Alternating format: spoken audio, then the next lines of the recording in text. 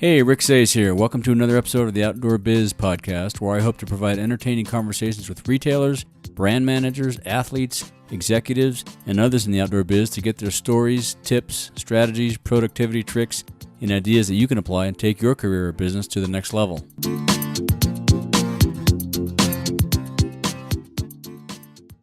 Today's podcast is brought to you by Audible.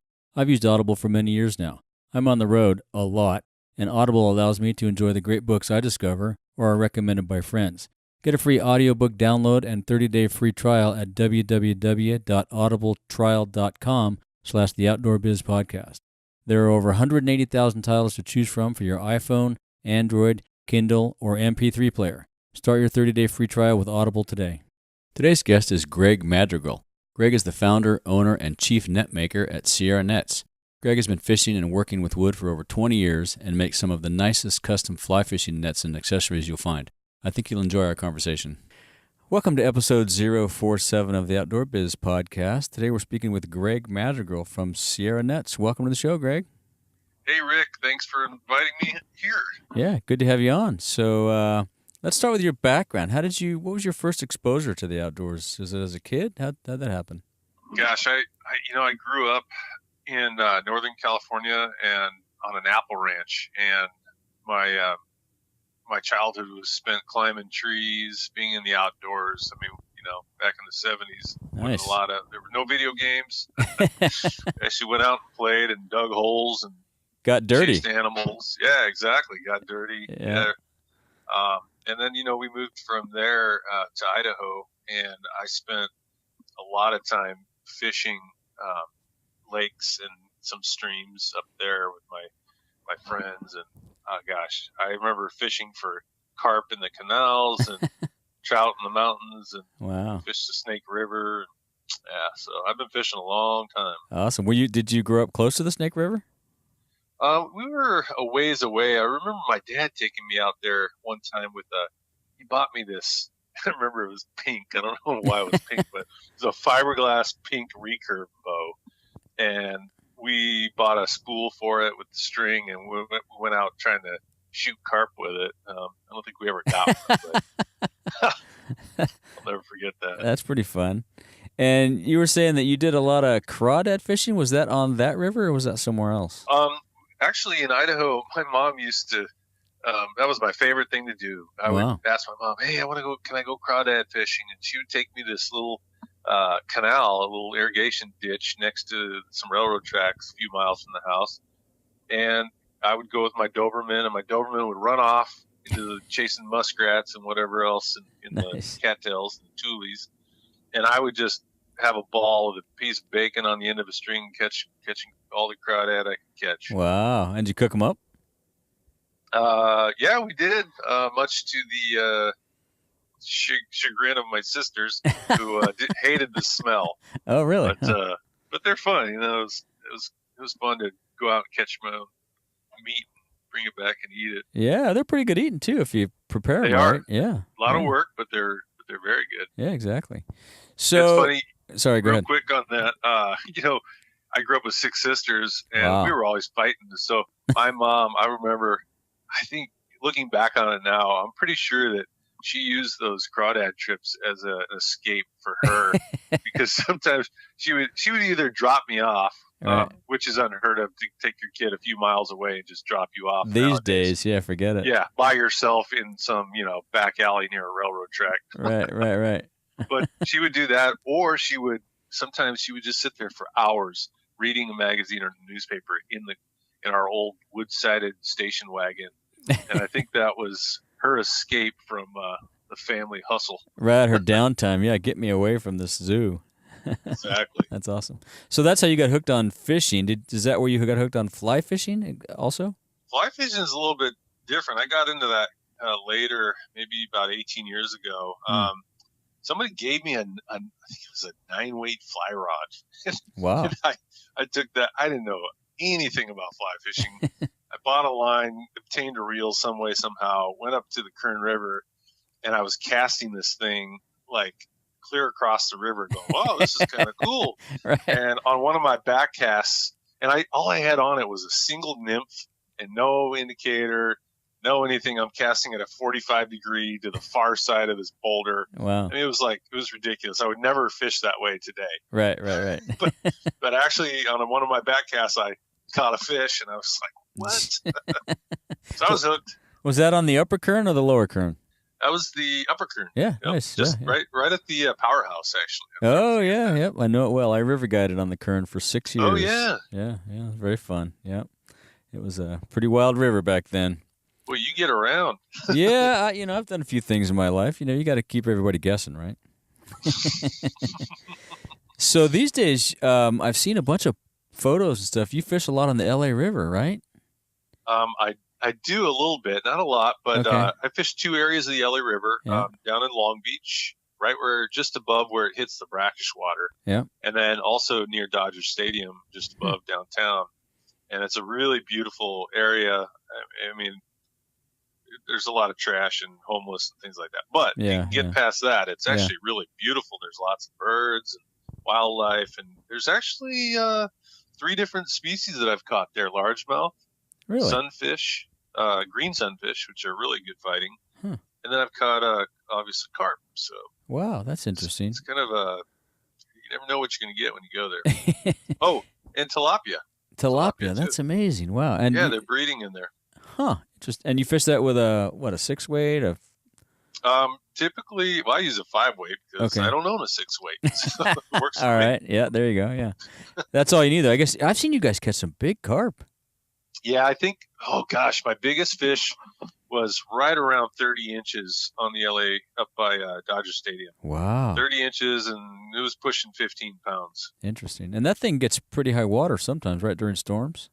Yeah, it sure does. I've seen, trash and debris wrapped up on the branches of trees in the middle of the river, 15 foot off the bottom. So it can get pretty sketchy. Yeah, I bet, yeah. And is that released from all the dams and whatnot upstream, or is that natural flowing? I don't think so. I'm pretty sure that's affluent water. Okay. So it's treated water. Yeah. It smells a little bit like laundry detergent is what that place smells like.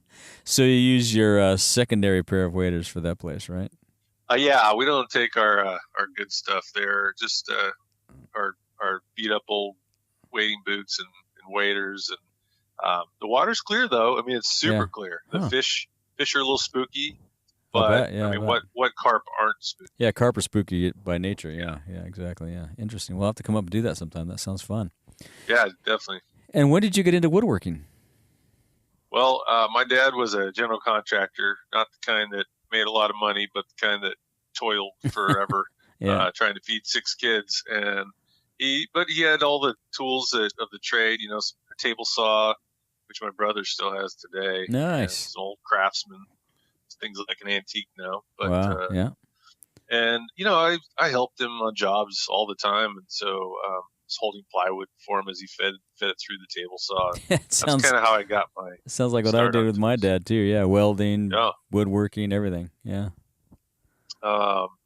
So, in my later teens, I was still living at home and needing furniture, and I just hated the crap that they were selling, the paper covered, particle board. So I decided I was going to start making my own. So I did. I got a hold of some nicer wood. I remember it was some mahogany that I got a hold of, and I built my first. My first big piece was actually for my wife when we were dating.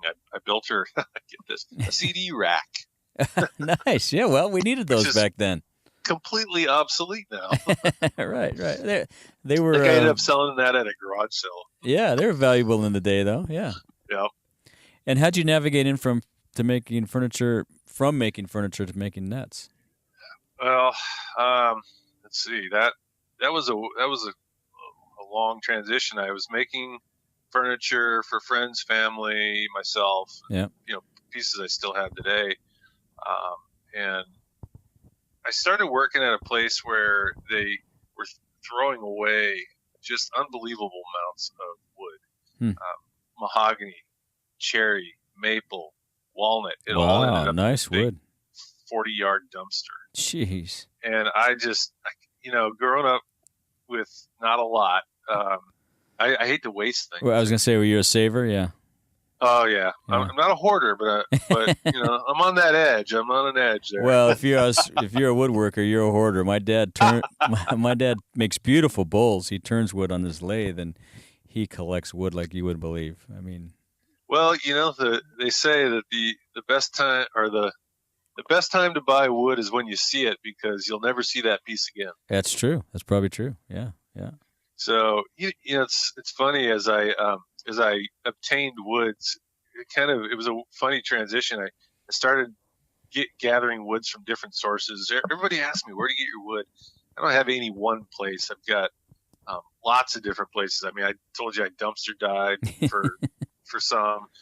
Others, I mean, literally, I'll be driving down the street and I'll see a company cutting down a tree, and I'll stop and check out their pile. And if there's something there I can use, I'll ask them to cut it, and they usually will, because sure, hell, it's one less piece they got to take away. Yeah, exactly. Yeah, that's awesome. And I also have a friend she works for a woodworking retail store, and she goes out and to firewood lots. She knows the people there, and she's very allow her to look at the firewood. She knows exactly what she's looking for. Wow. She finds some of the most amazing woods I've ever seen. These are places where guys just have firewood stacked up for sale? Yes, exactly. It's a firewood lot. So some are tree companies, some are just firewood lots. Right. But she'll go get some spalted maple or Carolina cherry burl, things that you just can't find commercially. Wow. And she'll call me up, hey Greg, I got some great stuff for you. Come on down.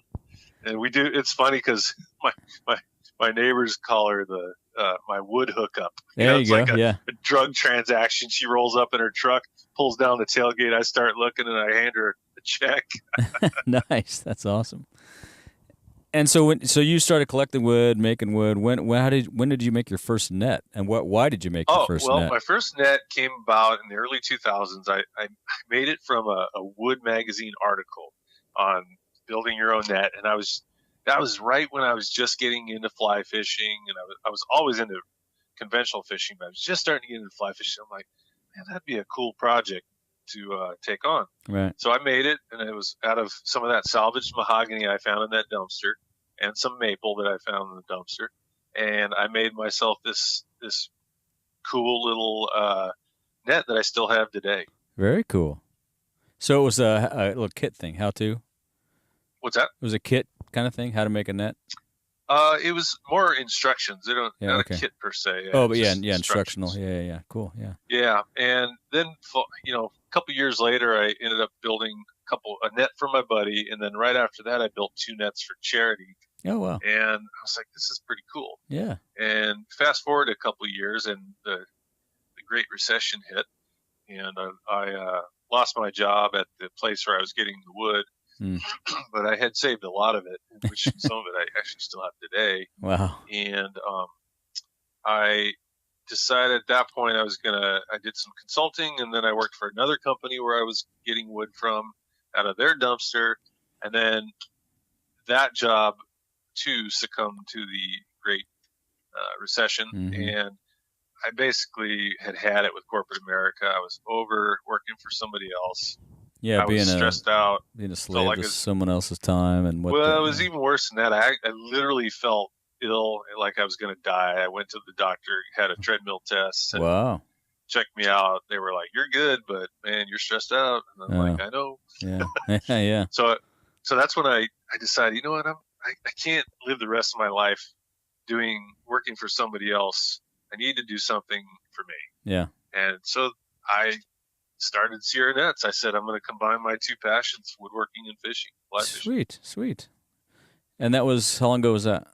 That was 2010. And at that time I was still working for the company. It was a drawer box company that makes boxes for cabinet builders. Oh, okay. And right after that, I went to a company as a consultant through 2011, I believe it was. I was a consultant for a company that builds bulletproof shield, windows for banks. Oh, wow. Okay. Like that. Wow, interesting. And so that was an interesting experience. And I also, somewhere in there, I also consulted companies to integrate CNC equipment into their businesses. Oh, so I did a lot of woodworking and the woodworking connection, right? Yeah. Yeah. And how did you sell your nets in the early days? Was that just well, funny you should ask. Or how did you not sell your nets in the early days? That's better. I'd like to say I couldn't give away a net for $130. Wow. Yeah, it was tough. You didn't have a reputation, right? And I think the reputation is everything, because as a builder, once you have product out there, it speaks for itself if you're doing it right. Yeah. And early on, I decided that was something. At first, I was kind of like, I got to build some nets, and look at that piece of wood, I'll save that for later. And then early on, I decided, that's not smart. I need to build the best net I can build today with the skills and the best wood I have on hand today. Go. Right. And that's what I started doing. And I think that was kind of a turning point, because people were a little in awe of the woods that I was using. And again, I was using a lot of urban salvaged, firewood. Yeah. Really, but it was really unique. Yeah. You built some beautiful nets. I mean, some of not only the woodwork, but the inlays and things. It's amazing, the work you put into it. Yeah, they're beautiful. Yeah, it is a lot of work. Indeed. I'll bet. Yeah. And so you would travel around to fishing shows or fishing shops, or how did that? Yeah, so in the beginning, it was a lot of online forums, and I did a couple of shows, the fly fishing shows, and some of the local clubs. I joined a fly fishing club, which actually I recommend everybody do if they want to learn how to fly fish. It's a great way to learn. Yeah. Fairly inexpensively. As I did sell a few nets at every show, and word spread through the clubs and through the word of mouth and some social media. Now, did you do any retail at all? Did you sell them through any retail shops? I did. I just a couple though. I don't think I sold 5 nets through retail. Wow, interesting. And that was through Bob Marriott's in Fullerton, California. A great fly fishing store. Great shop. Yeah. Yeah. And they sold a few on commission for me, and that's about it. Yeah. So as you traveled around and word spread, people began to call you up, looking for custom nets. Yeah, it's amazing. I would get leads from every direction. I'd get an email here, a phone call there, a hit on Facebook, a hit on Instagram, and it's kind of still that way today. I typically it's emails, but every once in a while I'll get a call from a guy in Australia. Yeah, wow. He'll call up and say, "Hey, I want to buy 5 nets." Wow, okay. Really interesting. Huh, that's cool.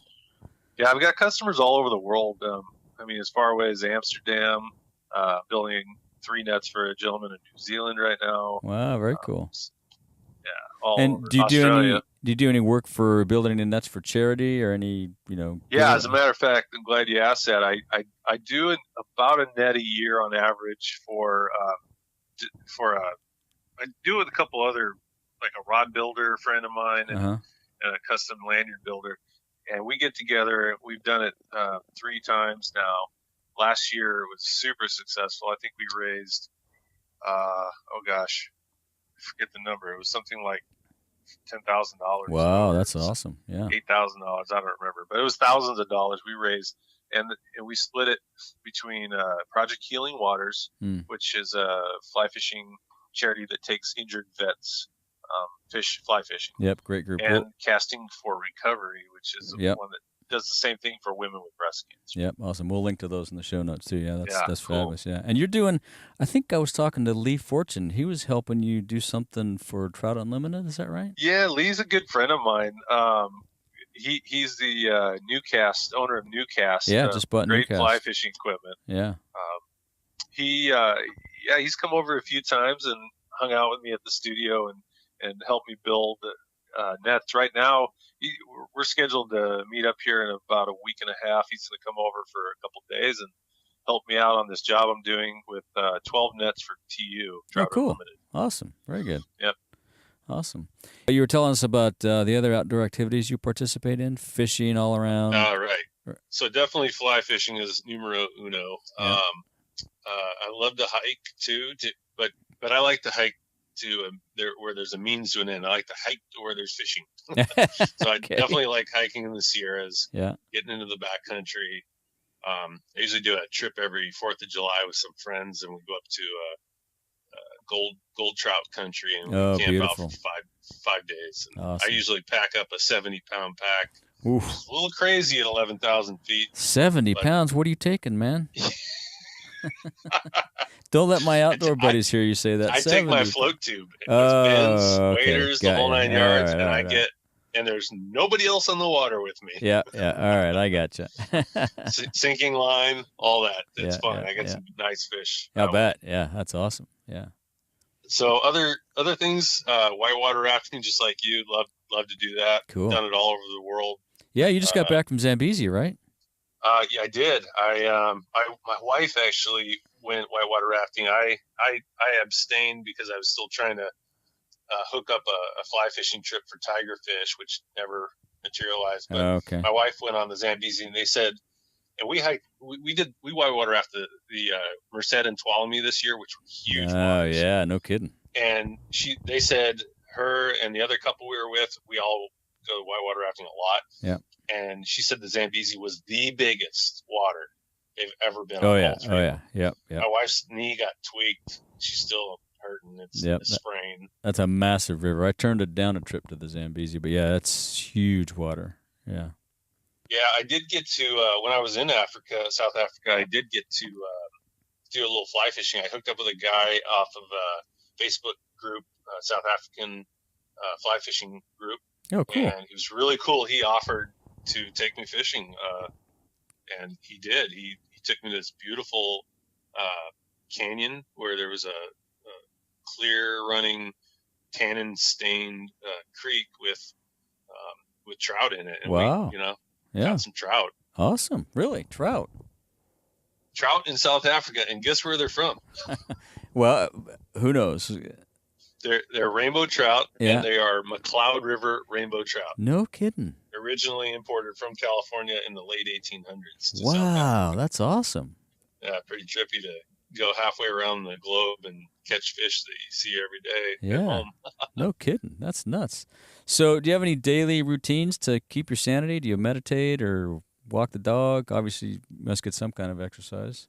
Well, I do. I mean, my exercise tends to be me working and or fishing. And, that aforementioned trip I go on to the Sierras, I swear I lose 15 pounds every time I go. It's awesome.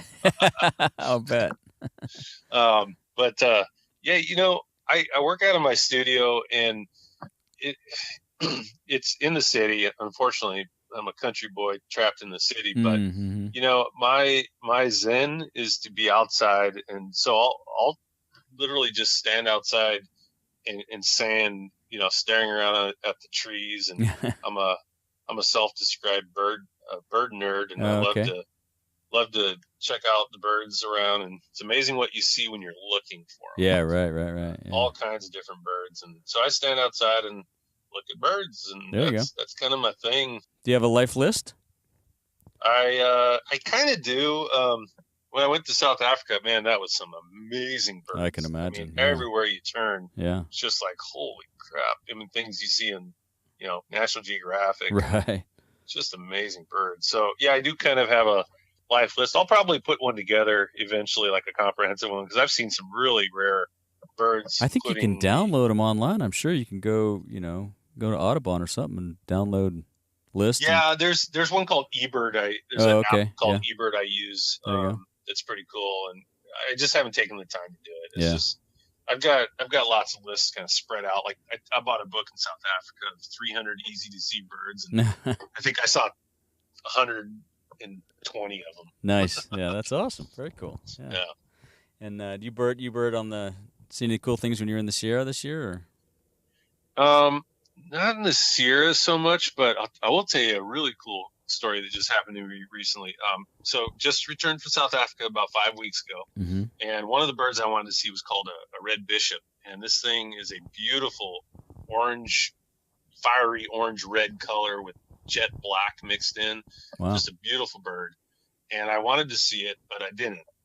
So fast forward to about 3 weeks ago, I was fishing for carp on the Santa Ana River locally, and I hear this bird that I don't recognize the call. Uh-huh. And I look up and I see this fiery orange bird. And I'm like, what the hell is that? Right. That's not from around here. And I had brought my Leopold binoculars that my friend John Bixler loaned me for Africa. Oh, cool. And really nice binoculars. Popped them on the bird, and oh my God, I'm like, are you freaking kidding me? It's a red bishop from South Africa. Wow. In Santa Ana? On the Santa Ana River? This is a week after I got back from South Africa. Wow, that's incredible. So anyway, I guess they're actually they are around, and they've been around for about 40 years. They, just like the parrots we have here. Oh, okay, so they're established. Got you. Okay. Yeah, exactly. Interesting. And how about some favorite books? Do you have a favorite book, or do you give books as gifts very often? Well, I'll tell you, there's one book I recommend if you're just getting into fly fishing, or you want to get into fly fishing, or get somebody into fly fishing. It's a very comprehensive, light book. It's light reading, so it doesn't cover real deep into any one subject, but covers all the subjects pertaining to fly fishing. It's called Fly Fishing: A Trailside Guide. Oh, cool. And it's put out by Trailside Books. The author is John Merwin. Okay. And really, really good book. It helped me kind of get my arms around what is fly fishing. Mm-hmm. Helped me figure out what I needed to know. It can be kind of overwhelming if you're a newbie to it. Yeah. Oh, for sure. Yeah. That's good. We'll link to that in show notes. That's great. Yeah. Thank you. And another book I highly recommend is, I told you earlier, I like to get off the beaten path a little bit. Yeah. And do some hiking, get away from the crowds. And a book by a buddy of mine, Seth Blackamore, and Jared Smith, the owner of Parcher's Resort up by you. Right. Yeah. It's called Fishing Trails 2. Great book. It's 25 short hikes in the Eastern Sierras that you can hike in and catch just some beautiful wild trout. Yeah. That's an awesome book. I actually have some photos in that book. Those guys did a great job on that book. Yeah.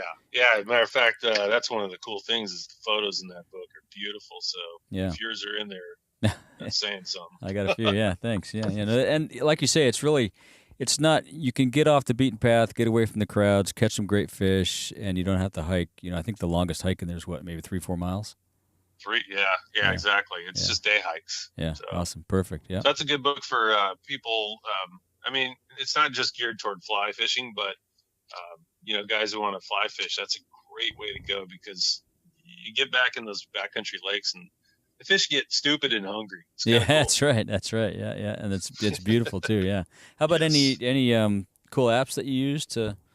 Stay productive? I would be remiss if I didn't share with you my favorite app, which is called Merlin, Merlin. Okay. And the Merlin app is a bird ID app. Oh, okay. And so let's just say you're out fishing on some river and you see this yellow bird and it's about the size of a robin, and you're like, well, what is that?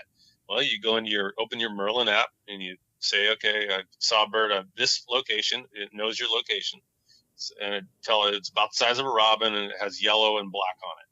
And then it spits out a bunch of potential birds. And a lot of times the first bird it spits out is your bird. Wow. And then from there you can actually explore it, hear sounds. So you can compare sounds of the bird. And cool.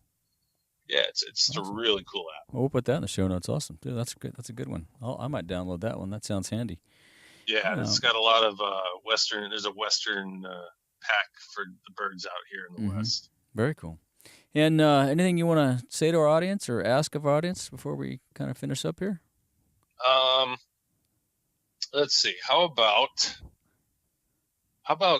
coming and following me on Facebook, Pinterest, and Instagram?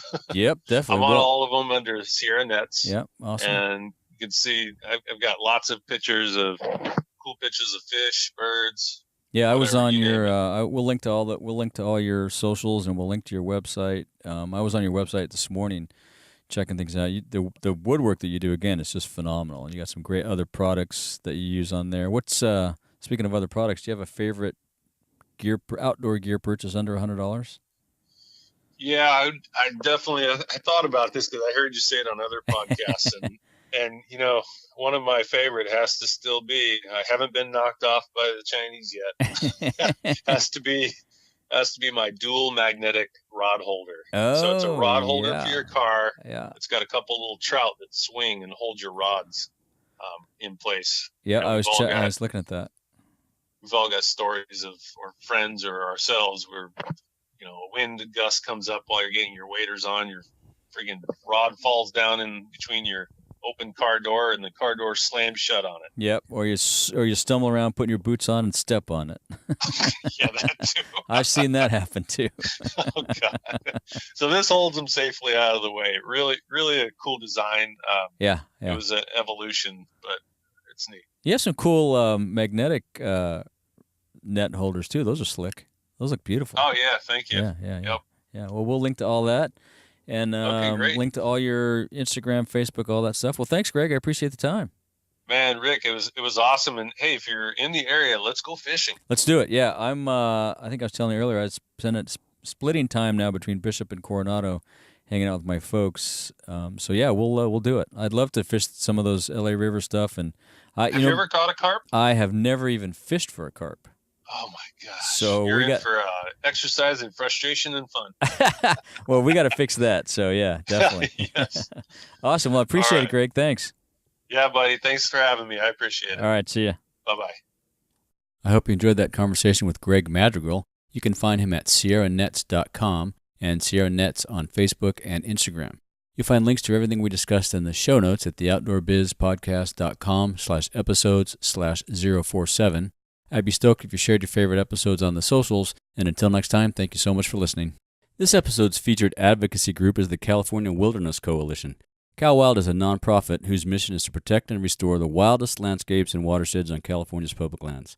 Since 1976, Cal Wild has helped protect over 14 million acres of wilderness and 1,500 miles of wild and scenic rivers. The organization helps bridge the gap between local stewards who know their public lands intimately and the state and federal agencies that manage those lands, forming valuable partnerships at all levels. When you become a member today at the $65 family level, they'll send you a copy of Tim Palmer's book, California Glaciers, for free. Join today at calwild.org/biz. If you want more of the Outdoor Biz Podcast, you can subscribe on iTunes and Stitcher, or go to theoutdoorbizpodcast.com, where you find all the episodes, show notes, and much, much more. You can find us on Facebook and Instagram at The Outdoor Biz Podcast, Twitter at Rick_Saez, that's Saez, and my email is rick@theoutdoorbizpodcast.com. Thanks for listening and all the support, and a huge shout out to all my guests, and until next time, be sure to make time to get outside.